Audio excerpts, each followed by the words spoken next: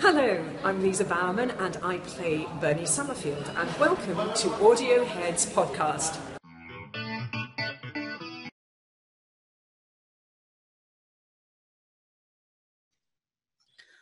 Hello, ladies and gentlemen, asteroids and angels, and crazy cool time ladies. This is Audio Heads, a product of Geeks Assembled, and I'm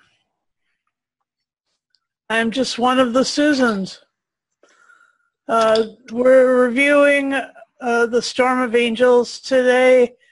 It's another one of the Unbound universe, and it is so sweet and so good, and it's got a really cool cast, and it's got a really cool story. It comes in 4 parts, and it's amazing. So I've got a couple of fellas here who'd like to review with me, and so I'd like to let you say hi to them, and then listen to what they have to say about this. So let's begin with Lee. What did you think of the Storm of Angels? Gloriana. I think this is an amazing tale. From beginning to end, I just enjoyed this. I enjoyed this more than I did Old Mortality, which was very good. It was more of a buccaneer sort of tale in space, which sort of reminded me of the Enlightenment Peter Davison story. I think it's brilliant. The Elizabethan age, it's got space travel. It's brilliant. It's a brilliant from the mind and the pen of Mark Platt, of course. I loved it. The acting in it is brilliant. Jeffrey Bleldon as First Doctor. He's nailed the First Doctor. His characterisation of the First Doctor, he has nailed it, along with Carol Ann Ford as Susan. 2 Susans, 2 for the price of 1. It's a very, very good 4-parter. For me, at the end of it, I wanted to hear more of these adventures with Jeffrey Bleldon, but not to be, of course. Over to you, Susan. No, I know. That's true. Thanks. How about you, Beef Dad? What did you think of this? I loved the story. I thought the story was so clever. I did not expect to find Francis Drake in space. So the sudden surprise, because this is all via the Doctor's, I can't remember what it's called. Infinite Possibility Generator? Possibilities Generator. Yeah. And it's just brilliant. You know that he took Leonardo da Vinci to visit the stars. Vasco da Gama was an explorer. He went to Mars instead of America. Mind you, I can understand that. Francis Drake is out there charting this asteroid belt. It's just amazing. Of course, you have Queen Elizabeth I, and she's brilliant. I loved her. And but the thing is, the Doctor is also being chased by what's they call him? Is like a time policeman from Gallifrey, Zero, played by Ian Hallard, is very, very good. But yes, Jeffrey Bleldon as the Doctor is just a piece of audio magic. And Carol Ann Ford as Susan will never, ever be equalled. She is Susan. and there is no way, I don't think that anyone else will ever get that character quite the way that she had it and has still got it. And I didn't even pay you to say that. No. And of course you had Ivor Danvers playing Dr. John Dee. I mean, in the Elizabethan period, Dr. John Dee was basically, he was the Queen's, well, magician, really. He was the court magician. He supposedly had magical powers and could summon the dead. Really nice piece of work. Not someone you'd want to live next door to. But yeah, he's in this, but not quite the same. And he's in contact with the angels. But to be perfectly honest, the angels are more devils in this. Brilliant writing,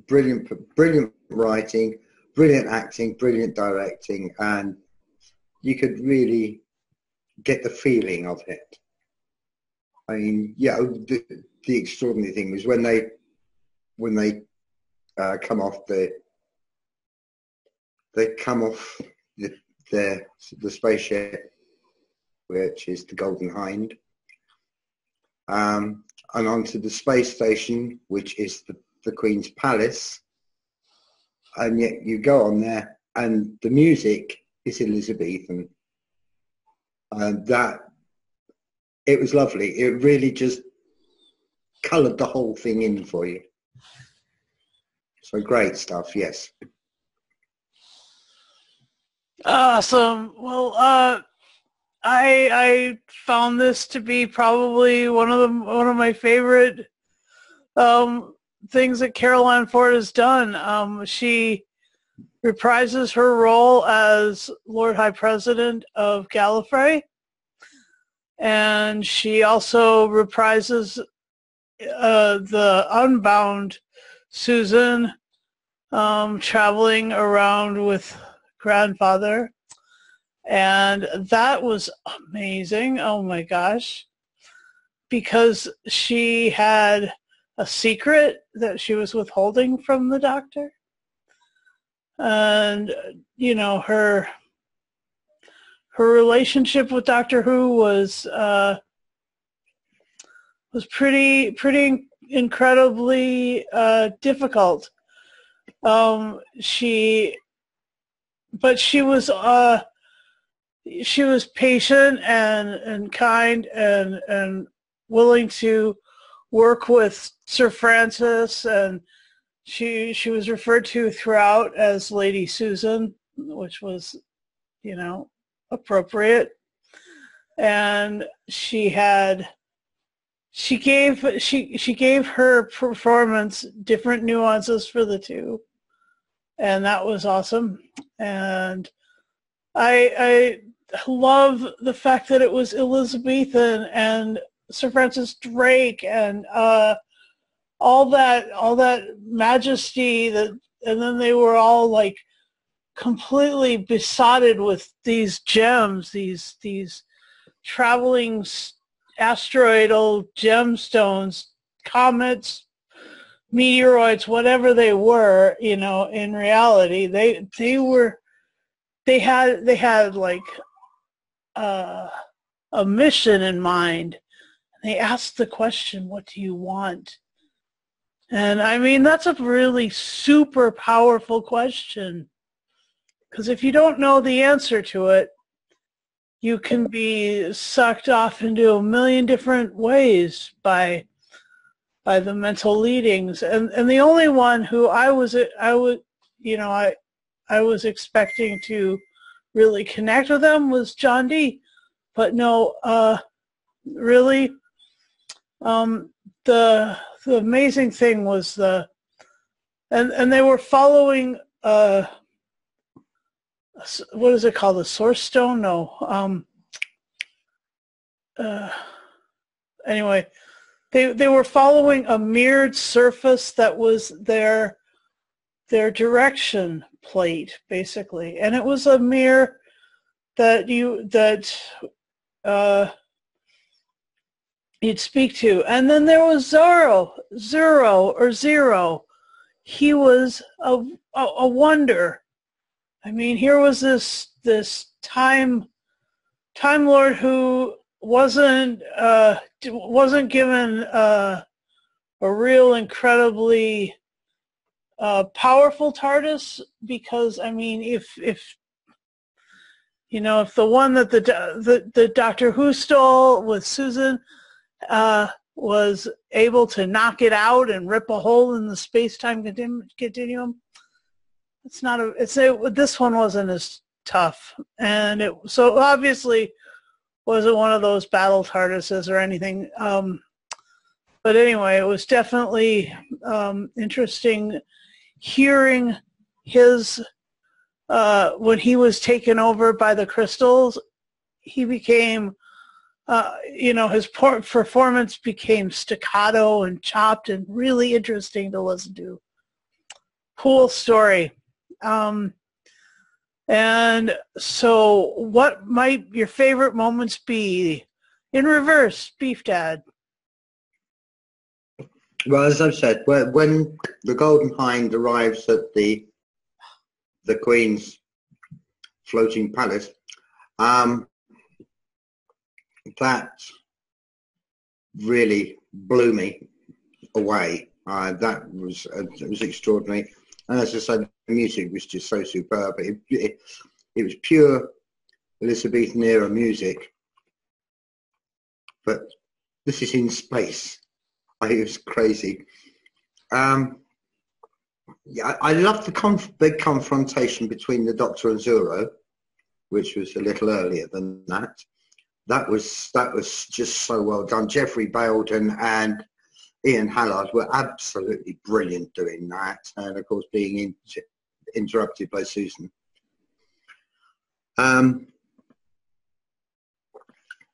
Yeah, the appearance of Susan. We're talking about Susan, the Time Lord, Susan from Gallifrey. Her appearance, the real Susan appearing rather than the one that had been generated by the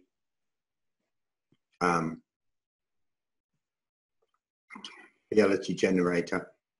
And of course, the Susan that was there because of the reality generator, because the power was failing on it, she was getting sicker and sicker, she was ill. And the incredible thing, the final bit,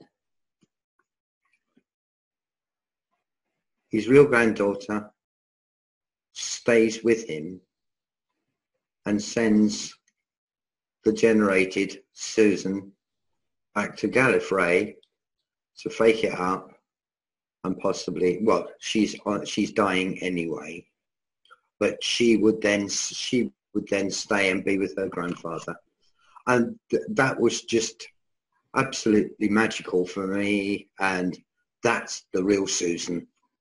That is the real Susan. Brilliant, brilliantly done. And as you say, her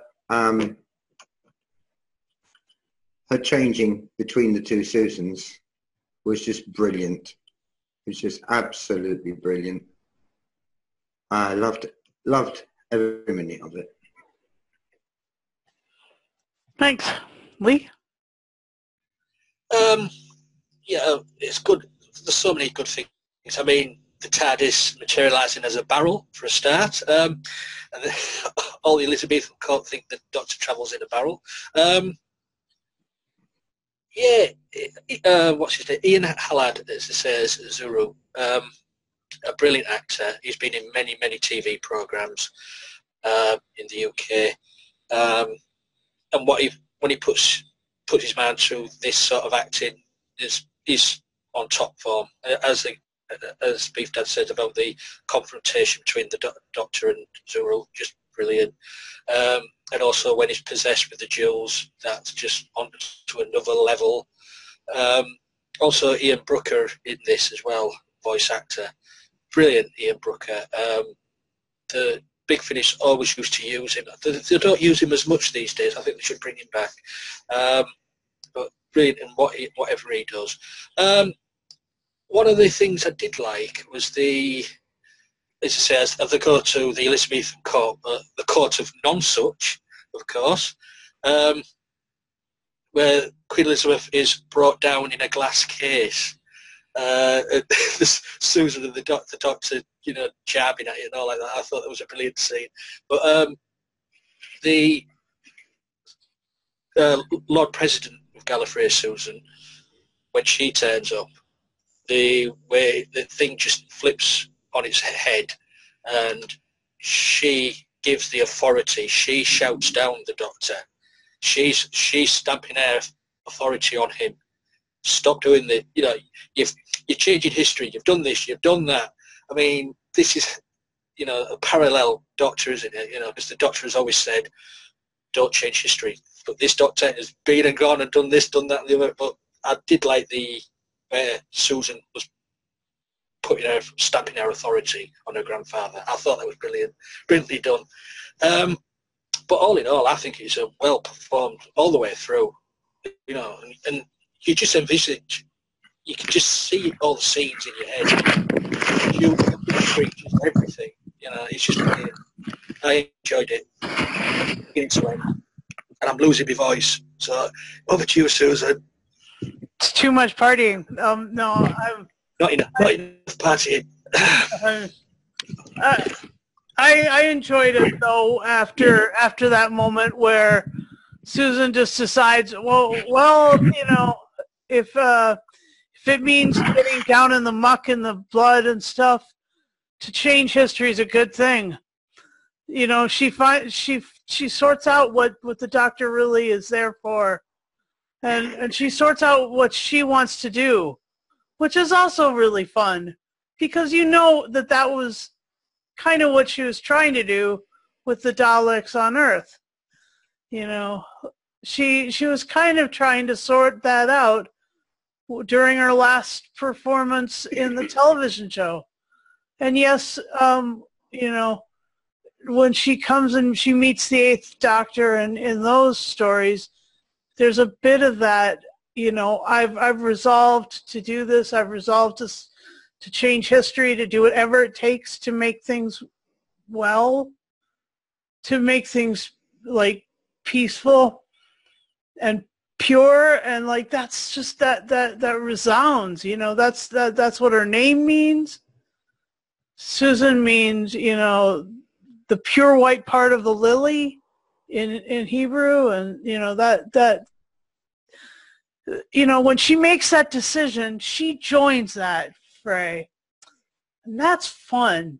And the other thing that was really enjoyable to me was the hijinks on the ship. All the one guy floating outside, who they're like, oh, he's alive, oh, he's dead, no, he's got stars, those crystals in him, and the chasing around by Zero, that was amazing. There's so many awesome moments in this, and so I give up. It was brilliant, and is there anything anybody else would like to add to our conversation? I did like it passes so quick, but there's a part in this where they say everybody's saying thank you, Doctor, thank you, Doctor. It's from memories of the past, but you also get a snippet of the Daleks. Thank you, Doctor. Thank you, Doctor. I'm glad they didn't, for this first Doctor Unbound, they didn't do the Dalek thing. I'm glad they did something original here, and it really works so well. Yeah. Matt Platt is a very underrated writer, I think. He's not used enough. I agree. Yeah, that is the thing about this one. It is so completely, totally original. It's just so brilliantly original, superbly done. And as I say, that as always, Big Finish, they bring you into it. They give you the feeling that you're actually there with all the background music and noises, and that it's just absolutely superb. Yeah. So the Unbound universe has one more story that I'd like to do, which is what's it called? Anyway, it's the one with the Brigadier. Masters of War, isn't it? No. Anyway, but I enjoyed this so much, and I have a love for Susan that is unbelievable and unshakable, and I would encourage people that that these Unbound stories aren't to be missed at all. It's pretty. Thank you, Lee. Thank you.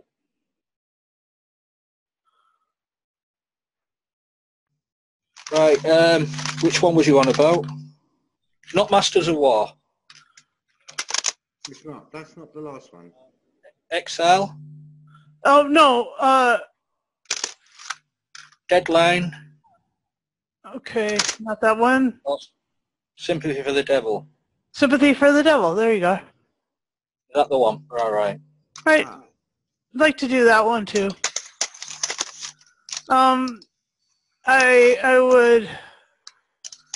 I'd encourage people to reach out and listen to these. Give and like Beef Dad said, Jeffrey Balden really amazing, and like Lee said, Mark Platt really amazing. So fellas, do you want to rate it, or do we have a quorum, an agreement? Let me think. Is there any negatives about it? I'm not sure. Only that I wanted to hear more. Yeah. Yeah. But as I say, Jeffrey Balden's no longer with us, so. Oh.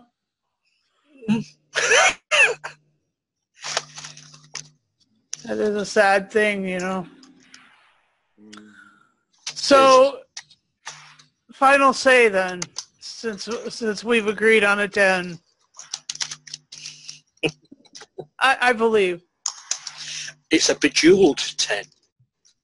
Ooh, nice. Yeah, I'll go along with that. Absolutely.